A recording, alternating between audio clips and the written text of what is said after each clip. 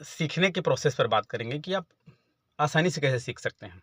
ठीक, इंजन बहुत ही बृहद एक एक कंपोनेंट है, समझिए। देखिए, उसमें बहुत सारे पुर्जे होते हैं, इतने सारे पुर्जे कि उसे याद करना बड़ा मुश्किल हो जाता है। मैं अपने बारे में बताऊं तो जब मैं गैरेज सीखने के लिए गया था, ये तब की बात है, 2004 की बात है। ठीक है, 2004 में 10वीं डबल फाइल हुआ तो मैं गैरेज चला गया।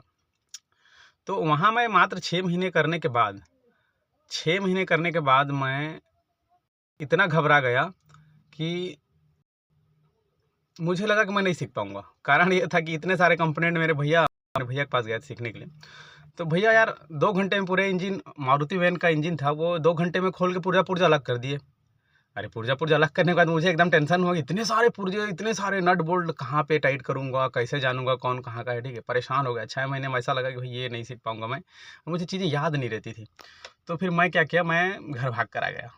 ठीक है, घर भाग कर आया तो पापा पूछे कि भाई तो क्यों आ गया, क्यों नहीं जा रहा है वापस। नहीं जा रहा था मैं, वापस क्यों नहीं जा रहा है। तो मैं उन्हें समझाया कि देखिए इतना बृहद है वो, मैं नहीं कर पाऊंगा, वो बहुत सारे उसमें छोटे छोटे पुर्जे होते हैं, मुझे याद नहीं रहेंगे, पता नहीं कैसे सीख पाऊंगा।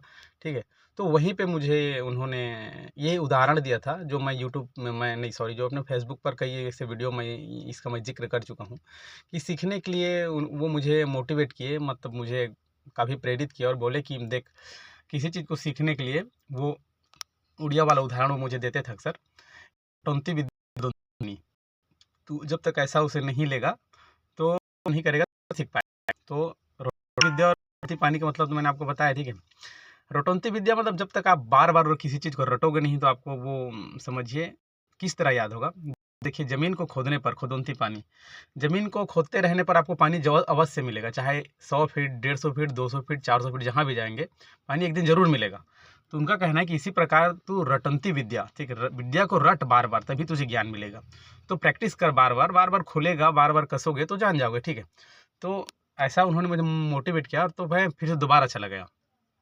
जाने के बाद फिर मैंने पुर्जों के नाम याद रखने के लिए मैंने कई सारे माइलस्टोन रखे। ठीक है, जैसे कि मैं किसी बोल्ट को वहाँ पे जैसे कि रखना है, मुझे याद नहीं आता था ये बोल्ट कहाँ गए, तो उस बोल्ट को मैं एक अपने, जो मुझे ज़्यादातर याद रहते हैं उन चीज़ों से जोड़ देता था।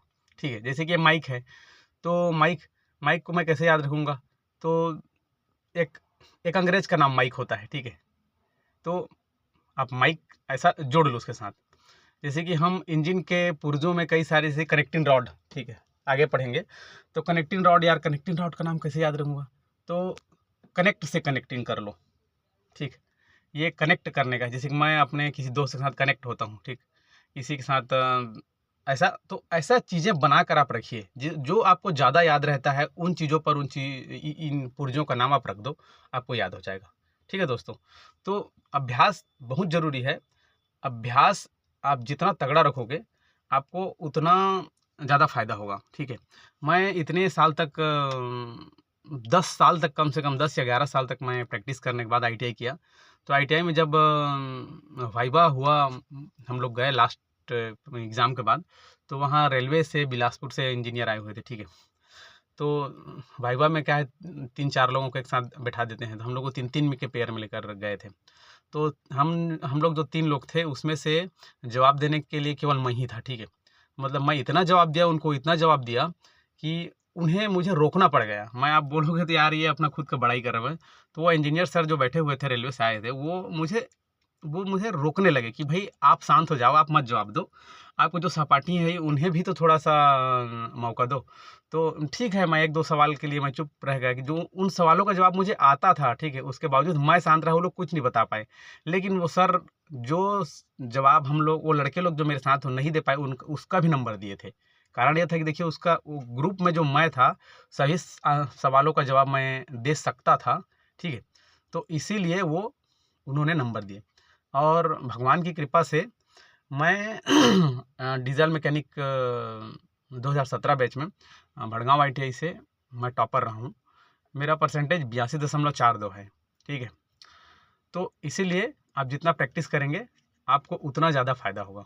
ठीक, तो आप प्रैक्टिस करिए, यही सबसे मेन आईटीआई के लिए यही ज़रूरी है। आप किसी गैरेज में जाइए, आपके पास प्रैक्टिकल सुविधा नहीं है ना, किसी गैरेज के पास जाइए ज़रूर, 2-2 घंटे जाकर बैठिए मैकेनिकों के पास। ठीक है, आपको लगेगा यार मैकेनिक पास नहीं जाएंगे, ऐसा अगर सोचने वाले कुछ नहीं कर पाएंगे। ठीक है, तो ठीक, मिलते हैं हम नेक्स्ट वीडियो में।